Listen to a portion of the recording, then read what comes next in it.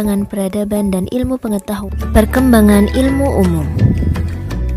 Di bidang ilmu filsafat, filsafat adalah ilmu yang membahas secara mendalam sebab dari segala sesuatu berdasarkan pikiran dan rasio.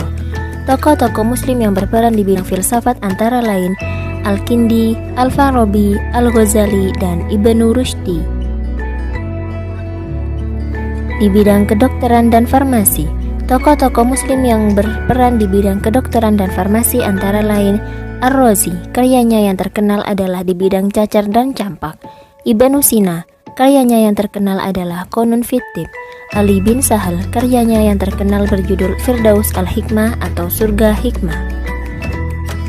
Sedangkan di bidang matematika, tokoh-tokoh muslim yang berperan antara lain Al-Khwarizmi, beliau adalah penemu aljabar, Al-Farukhon, insinyur arsitek di kota Baghdad, dan Banu Nusa, beliau adalah seorang ahli ukur.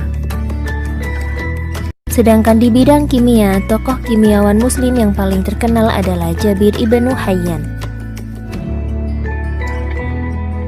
Di bidang astronomi, tokoh-tokoh muslim yang berperan di bidang astronomi antara lain 1. Al-Fazari, beliau adalah pencipta astrobol, yakni alat pengukur tinggi dan jarak bintang. 2. Al-Battani. 3. Al-Biruni, beliau adalah penyusun rumus geometri, aritmatika, dan astronomi. 4. Al-Farghoni, beliau memiliki karya berjudul Al-Mudhil ila Ilm Hay'a Al-Aflak. Di bidang teologi, terdapat beberapa nama yang dikenang sejarah. Beliau adalah Abu Hasan Al-Asy'ari, Abu Mansur Al-Maturidi, Wasil ibnu Atha, dan Ahmad ibnu Ja'far At-Tabari.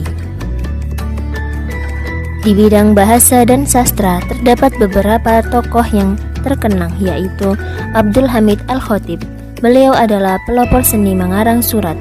Ibnu Abdi Rabbib, beliau adalah penyair berbakat, dan Al-Jadid, beliau adalah seorang sastrawan. Perkembangan ilmu agama pada masa Bani Abbasiyah. Selain perkembangan ilmu pengetahuan umum, ilmu agama juga mengalami perkembangan pada masa Bani Abbasiyah. Beberapa bidang ilmu agama yang berkembang pada masa itu antara lain ilmu hadis, ilmu tafsir, dan ilmu fikih. Hadis. Hadis merupakan sumber hukum kedua setelah Al-Quran. Hadis diperlukan untuk menafsirkan Al-Quran.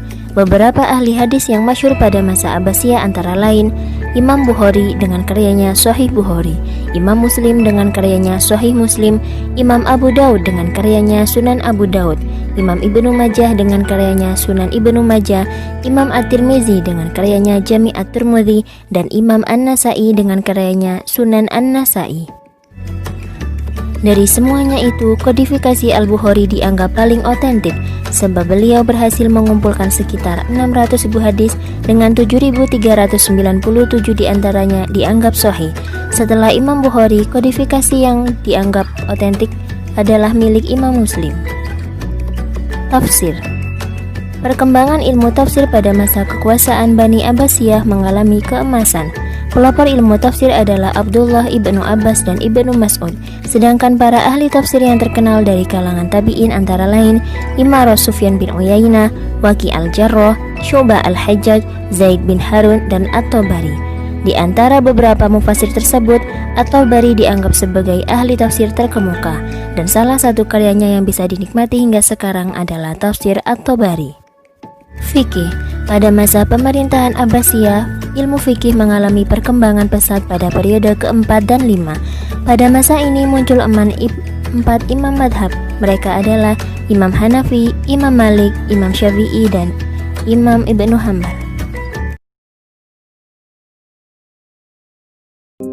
Masa runtuhnya dinasti Abbasiyah. Keruntuhan dinasti Abbasiyah disebabkan oleh beberapa faktor. Salah satunya yaitu pemberontakan. Terjadinya pemberontakan ini pasti dilatar belakangi oleh suatu hal. Faktor-faktor tersebut antara lain yang pertama yaitu terjadinya perebutan kekuasaan. Yang kedua yaitu balas dendam. Yang ketiga yaitu adanya perilaku amoral oleh para penguasa dan pembesar istana. Faktor yang keempat yaitu sistem peralihan kekuasaan monarki. Dan faktor yang terakhir yaitu ketidakpuasan masyarakat terhadap pelayanan pemerintah.